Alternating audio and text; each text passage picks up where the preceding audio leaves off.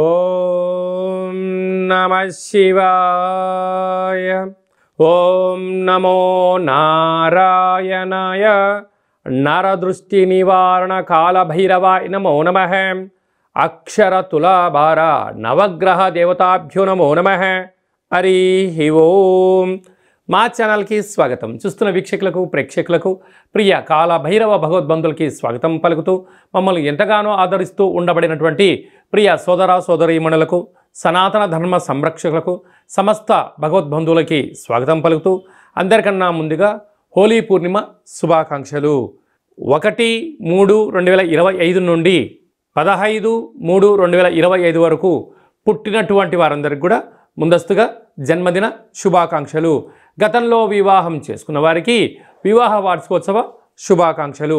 ద్వాదశ రాశుల్లో గ్రహ గమనాల్ని వీక్షింపచేద్దాం. వృషభ రాశిలో దేవగురు బృహస్పతి సంచార స్థితి, మిథున రాశిలో కుజ భగవానుడు సంచార స్థితి, కన్య రాశిలో కేతు భగవానుడు సంచార స్థితి, కుంభరాశిలో ఏడాది తర్వాత రవి మరియు శని భగవానుడు యొక్క సంచార స్థితి, మీనరాశిలో బుధుడు శుక్రుడు రాహు సంచార స్థితితో ద్వాదశ రాశుల్లో గ్రహ గమనాలు ఈ విధంగా ఉన్నాయి. కర్కాటక రాశి వారికి ఎలా ఉండబోతుందో ఈ వీడియోలో సవివరంగా సంపూర్ణంగా తెలుసుకుందాం. కర్కాటక రాశిలో ఏ నక్షత్రాలు వస్తాయనగా పునర్వసు నక్షత్రంలోని చివరి పదం 4వ పాదము, పుష్యమి నక్షత్రంలోని 4 పాదాలు, ఆశ్లేష నక్షత్రంలో 4 పాదాలు కలిపితే కర్కాటక రాశి.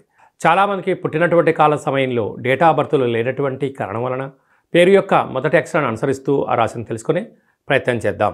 హీ, హూ, హే, హో, డా, డి, డు, డే, డో అక్షరాల వారందరూ కర్కాటక రాశి జాతకులే. కర్కాటక రాశి యొక్క అధిపతి చంద్ర భగవానుడు. వీరికి రాశి నుంచి 3వ స్థానంలో కేతు సంచార స్థితి ఉండడం, 30 సంవత్సరముల తర్వాత అష్టమంలో శనితో సంచారం చేస్తూ ఉండడం రవి భగవానుడు. అందులో ఈ మాసం అయిపోగానే భాగ్యస్థానంలోనికి శని భగవానుడు మారడం జరుగుతూ ఉంటుంది. కనుక 30 సంవత్సరాలు మళ్ళీ తిరిగి అక్కడ కలిసే గ్రహ కలయిక ఉంటుంది. కనుక వీలైనంత వరకు తల్లిదండ్రులతో, అన్నాదమ్ములతో, పై అధికారులతో, సహ ఉద్యోగస్తులతో, అలాగనే యంత్రాలతో, ఆయుధాలతో, ఫోన్ ఓటీపీలతో, డబ్బుల లావాదేవీల విషయంలో కానీ ఆవేశానికి దూరంగా ఉండండి. ప్రతిదీ అర్థం చేసుకునే ప్రయత్నం చేయండి. ఎందుకనగా తెలుగు ఉగాది సంవత్సరంలో చివరి పూర్ణిమ అవ్వడం, కొత్త పూర్ణిమకు స్వాగతం పలికే కాలం కనుక గ్రహాలు అనుకూలంగా లేదు అని చెప్పి గమనించాలి. అందుకే ఈ వీడియో మీరు చూస్తున్నారు అన్నట్లయితే నవగ్రహ అక్షర తులాభార మహోత్సవ కార్యక్రమంలో పాల్గొనే సమయం ఆసన్నమైంది అని చెప్పి మీరు గుర్తుపెట్టుకోగలగాలి. ఈ వీడియో మీరు చూస్తున్నారు అన్నట్లయితే ఆ భగవంతుడి సేవలో పాల్గొనండి, కష్టాలను తొలగించుకోండి అని చెప్పి కూడా గమనించాలి. కనుక మనం అందరము కూడా ఈ అష్టమ రవిదోషము, అష్టమ శనిదోషం తొలగించుకునేటువంటి కార్యక్రమంలో నవగ్రహ అక్షర తులాభారంలో పాల్గొందాం. ఈ కింద నెంబర్ను సంప్రదించినట్లయితే ఎలా పాల్గొనాలో మీకు అన్ని విషయాలు తెలియజేయడం కూడా జరుగుతుంది. భాగ్యస్థానంలో బుధుడు శుక్రుడు రాహు సంచార స్థితి ఉండడం వలన ప్రేమికుల మధ్య సయోధ్య కావాలి, భార్యాభర్తల అన్యోన్యత ఉండాలి, పెట్టుబడులు, ఆకర్షణ, విధి విధానంలో ప్రతిదీ ప్లానింగ్ ఉంటే అద్భుతమైన విజయం కర్కాటక రాశి వారు సొంతమయ్యే అవకాశాలు ఉన్నాయి. అలాగనే లాభస్థానంలో దేవగురు బృహస్పతి సంచారం చేయడం వలన విదేశాలకు వెళ్ళాలని మీ కోరిక నెరవేరబోతుంది. కానీ విదేశాల్లో గతంతో పోల్చుకుంటే ఇప్పుడు చాలా వైవిధ్యభరితమైనటువంటి రూల్స్లు వచ్చాయి. కనుక పత్రాలు, అక్కడ ఎడ్యుకేషనా, ఉద్యోగమా, వ్యాపారమా, ఒక నిర్దిష్టమైన లక్ష్యంతో వెళ్ళి సరైనటువంటి పత్రాలతో వెళ్ళి రాజులాగా జీవనాన్ని పొందండి. పత్రాలు లేకుండా అక్కడికి వెళ్ళి ఏదో చేద్దాం అనుకుంటే ఈ షష్టగ్రహ కూటమి రాబోతున్నటువంటి ఎఫెక్ట్ చేత 70-80 దేశాలు అమెరికా ఏదైతే రూల్ చేస్తుందో అలాంటి రూల్స్ రావడం వలన సమయం, ధనం, పెట్టుబడులు మీరు ఇబ్బంది కావడమే కాకుండా స్థిరచరాస్తులు కోల్పోయే పరిస్థితి అధికంగా ఉంటుంది. తస్మాత్ జాగ్రత్త. ఈ మార్చి మాసంలో అలాగనే పాల్గొన మాసంలో ముఖ్యమైనటువంటి తిథుల గురించి క్లుప్తంగా సవివరంగా సంపూర్ణంగా తెలుసుకుందాం. 6వ తారీఖున 3వ నెల 2025వ తారీఖున అక్షయ కాళభైరవాష్టమి. కనుక కష్టకాలంలో ఉన్నప్పుడు దైవనామస్మరణ చేయడం, ఆధ్యాత్మిక చింతన ఉండడం, గృహంలో దీపం వెలిగించడం వల్ల సకల అష్టకష్టాలు తొలగిపోతాయని చెప్పి గమనించాలి. 13వ తారీఖున పాల్గొన మాస శుద్ధ పూర్ణిమ, హోళికా పూర్ణిమ చేస్తూ ఉంటాం. కనుక కామద దహన కార్యక్రమంలో పాల్గొందాం, స్వామివారి యొక్క ఆశీస్సులు పొందుదాం, అఖండ అష్ట కష్టాలకు స్వస్తి పలుకుదాం. ఎందుకనగా రంగుల హేళి అంటే ఆట అని చెప్తూ ఉంటారు. అంటే సహజ సిద్ధమైనటువంటి రంగులతోనే దయచేసి అందరూ ఆడుకోండి, కలుషితం నీటితోనే ఆడుకోండి. కళల కొత్త ప్రపంచానికి స్వాగతం పలకబోతున్నాం. ఎందుకనగా ఈ సంవత్సరానికి చివరి పూర్ణిమ అవడం వలన రంగుల హోళీ అంటారు. అంటే మనకు కొన్ని ప్రాంతాల్లో కొత్త పూర్ణిమ, వచ్చేటువంటి అమావాస్యను కొత్త అమావాస్య అంటారు. అంటే పాతదనానికి వీడుకోలు పలుకుతూ కొత్తదనానికి స్వాగతం పలుకుతూ ఉంటూ ఉంటాం. అందుకే మనం అందరము కూడా రంగులతో అలంకరించుకొని ఆడుకొని ఈ పాత సంవత్సరంలో అంటే తెలుగు సంవత్సరాల్లో ఈ జ్ఞాపకాలంతను కూడా మధుర స్మృతులను గుర్తుపెట్టుకుంటూ పడ్డ అష్టకష్టాలకు స్వస్తి పలుకుతూ అష్టైశ్వర్యానికి రాబోయే కాలంలో స్వాగతం పలకాలని రంగులతో ఆటలాడుకొని మంచి కొత్త సంవత్సరానికి స్వాగతం పలుకుతాం. కనుక ఆడుకునేటువంటి వారందరూ కూడా దయచేసి సహజసిద్ధ రంగులతోనే ఆడుకోండి, కలుషితం లేని జీవనాన్ని పొందండి. ఎందుకనగా చాలా ప్రాంతాల్లో స్కిన్, హెయిర్, కళ్ళు ప్రాబ్లమైన సందర్భాలు కూడా చాలా ఉంటున్నాయి. దయచేసి ఎవరు కూడా పండగ పూట బాధపడకూడదు అనేటువంటిది మన సనాతన ధర్మం. అందరూ క్షేమంగా ఉండాలి, అందరూ ఆయురారోగ్యాలుగా ఉండాలి. పాత సంవత్సర పూర్ణిమకు వీడుకోలు పలుకుతూ కొత్త ఉగాది పండుగకు స్వాగతం పలుకుతూ కనుక మనమందరం కూడా వీలైతే శ్రీ రమా సాహిత్య సత్యనారాయణ స్వామి వ్రత పూజ కార్యక్రమంలో పాల్గొనడం, దత్తాత్రేయ స్వామి యొక్క దర్శనం, శివాలయంలో పూజా కార్యక్రమం, కాళభైరవ హోమంలో పాల్గొనడం వలన సకల అష్ట కష్టాలన్నీ తొలగిపోయి కొత్త సంవత్సరానికి స్వాగతం పలకబోతున్నాం. అందరికీ శుభం, జయం, లాభాన్ని భైరవ స్వామి వారు ఆశించాలని కోరుకుందాం. అది కాకుండా ఇంకనూ మనం విజయం సాధించగలగాలి అని అంటే ఏం చేయాలో అనేది మీకు ఒకసారి చూపిస్తాను. ఈ యొక్క పాత్ర కంచు పాత్ర అంటారు. మనకు రాసులు 12 ఎలా ఉంటాయో 12 యొక్క రాసులను ఇందులో అచ్చు వేయడం జరుగుతుంటుంది. ఈ పాత్రను మనం ఇంట్లో ఉంచుకొని ప్రతిరోజు ఉదయం పూజ చేసిన తదనంతరము, సూర్య నమస్కారం చేసిన తదనంతరము ఇలా శబ్దం చేస్తే ఓంకార శబ్దం రావడం జరుగుతుంది.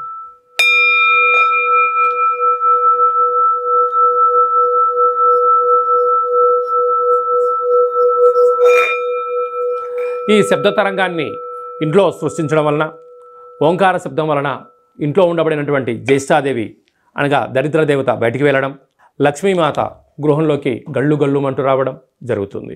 కనుక ఈ కాళభైరవ స్వామికి అక్షయపాత్ర, కాళభైరవ స్వామికి పిరమిడ్లు, డాలరు, కంకణము మీకోసం ప్రత్యేకంగా కాళభైరవ హోమాన్ని చేయించి వీడియో కాల్ ద్వారా చూపించి 27 రకాల వస్తువులతో దిష్టి తీయించడం జరుగుతుందని చెప్పి కూడా గమనించాలి. అలాగే మనం నవగ్రహాల చేత బాధపడే వాళ్ళమందరము కూడా ఓ చిన్న రెమెడీ పరిహార కార్యక్రమాన్ని కూడా ఏర్పాటు చేయడం జరుగుతుంది. కళౌ వెంకటేశ్వర అంటారు. అంటే కలియుగ కాలంలో వెంకటేశ్వర స్వామిని స్మరించిన, ధ్యానించిన యోగదాయకం అని చెప్తారు.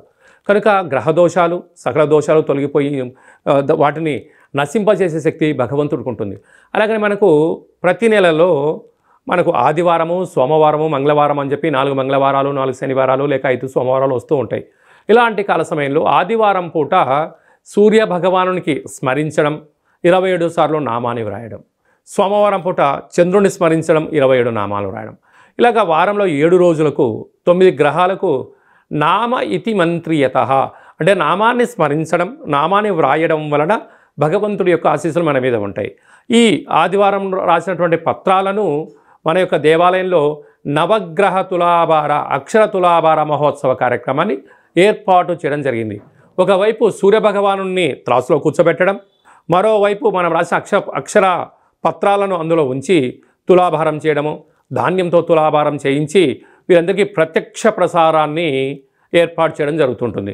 కనుక కేవలం ఒక 108 నామములతో మనము రాసి మీరు పంపించినట్లయితే, ఈ రాయాలి అనుకుంటున్న వారందరూ కూడా ఈ కింద నెంబర్ సంప్రదించినట్లయితే ఈ రాసే పత్రాలను వాట్సాప్ ద్వారా కానీ కొరియర్ ద్వారా కానీ మీకు అందజేయడం జరుగుతుంది.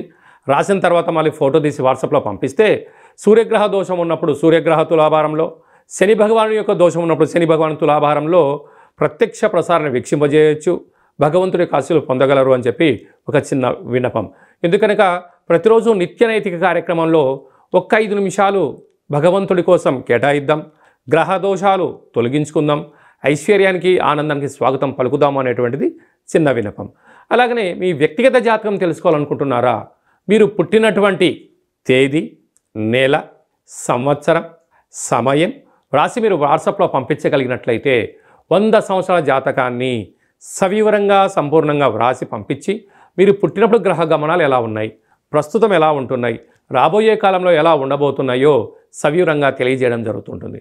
మన దగ్గర అదే కాకుండా డేటా ఆఫ్ బర్త్లు లేనటువంటి వారికి మీ పేరు యొక్క మొదటి అక్షరాన్ని అనుసరిస్తూ రాశిని తెలియజేస్తూ రాశి యొక్క స్థితిగతులను మీకు తెలియజేస్తూ రమణ శాస్త్రం ద్వారా అనగా కాళ్ళ భైరవ ఉపాసన చేత గవ్వల ద్వారా భూత భవిష్యత్ వర్తమానాన్ని తెలియజేయడం జరుగుతుంది.